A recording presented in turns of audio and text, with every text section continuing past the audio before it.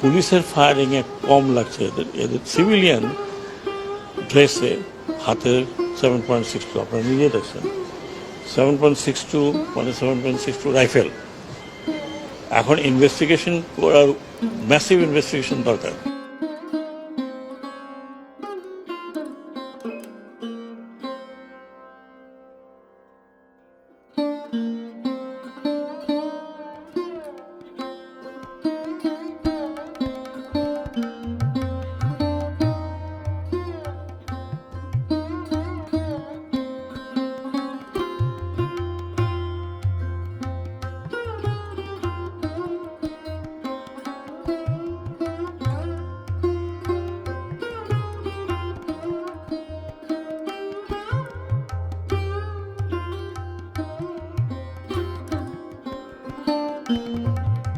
আশ্চর্য লাগছে যে যা যা বক্তব্য শুনলাম সে বক্তব্যতে মনে হচ্ছে পুলিশের ফায়ারিং এ কম লাগছে এদের এদের সিভিলিয়ান ড্রেসে হাতের 7.62 আপনারা নিজে দেখছেন 7.62 মানে 7.62 রাইফেল।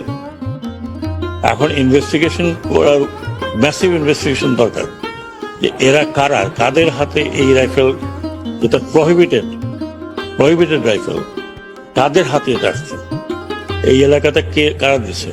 এখানে শটগানও আছে। এখানে আমি যে কজনের দেখলাম, আমাদের ডাক্তার সাহেব যেগুলো দেখালেন এগুলো পুরো বুলেট 7.6। তো এইটা খুবই আমি বলবো যে উদ্বেগজনক।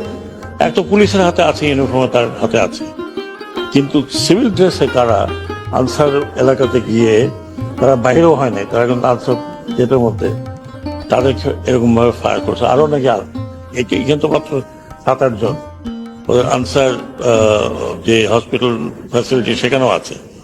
এটা খুবই মারাত্মক। মানে তার মানে হচ্ছে যে আমরা সিভিলিয়ানকে আর্ম করেছি।